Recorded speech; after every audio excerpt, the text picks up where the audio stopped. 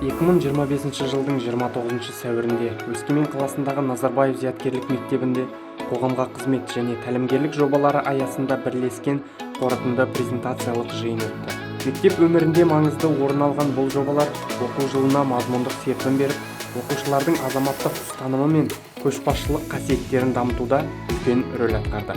Биылғы оқу жылынан бастап қоғамға қызмет және тәлімгерлік жобалары енгізілді. Осы жобаға Әлия Сейтжанқызы және мен жетекшілік ете отырып, оқушыларға өте маңызды екенін түсіндік. Оқушылар осы жобаларға қатыса отырып, қоғам үшін пайдалы дүниелер жасап және жаңалықтар енгізе алатындарын түсінді. Бүгінгі білім беру жүйесінің басты мақсаты оқушыны тек академиялық жетістіктермен шектелмей, қоғамға пайдасы тиетін тұлға ретінде тәрбиелеу. Осы орайда НС мектебінде алғаш рет енгізілген 2 жобаның интеграциясы мектеп қабырғасындағы нағыз өмір мектебіне айналды.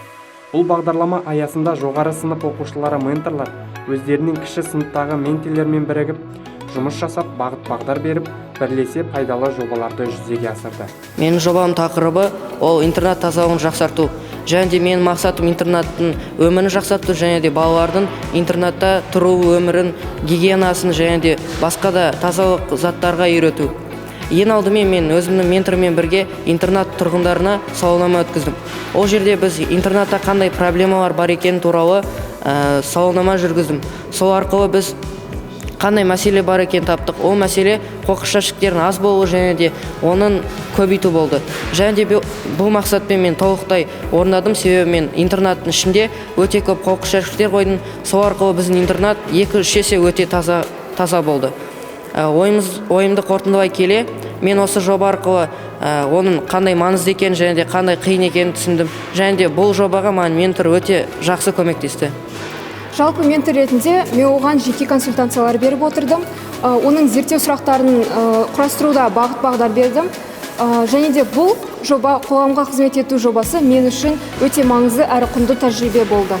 Жобалар шеңберінде оқушылар әлеуметтік маңызы бар түрлі тақырыптарды қамтыды. Экология, волонтерлық қызмет, мектеп ішіндегі психологиялық қолдау, қарттар мен ерекше қажеттілігі бар балаларға көмек сияқты өзекті мәселелерге ден қойды. Қорытынды жиында оқушылар өздерінің жыл бойы атқарған жұмыстары туралы презентациялар жасады. Әр жоба шынайы қызығушылықпен өзекті тақырыптарды қозғай отырып орындалған.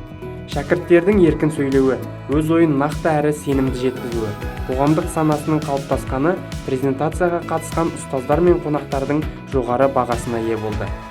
Іс-шараға мектеп мұғалімдері, жоба үйлестірушілері мен пән жетекшілері қатысып, әр жұптың жұмысын арнайы бағалау парақтары арқылы бағалап шықты. Бұл әділ әрі нақты бағалау тәсілі оқушылар үшін үлкен мотивацияға айналды. Олардың бойынан көшбасшылық, командамен жұмыс істеу және шығармашылық ойлау сынды маңызды қабілеттер айқын байқалды. Жобалар нәтижесі көрсеткендей, бұл бастамалар оқушының тек сабақтағы емес, өмірлік жолындағы қабілеттерін ашатын таптырмас мүмкін. Қоғамға қызмет пен тәлімгерлік әрбір жас ұрпақтың жүрегіне мейірім ұялататын, болашаққа сеніммен жетелейтін, ізгілікке бастайтын бағалы бағдарлама. Өмір мектебі мектептен басталады, ал осындай жобалар сол өмірге апарар алғашқы сәтті қадам.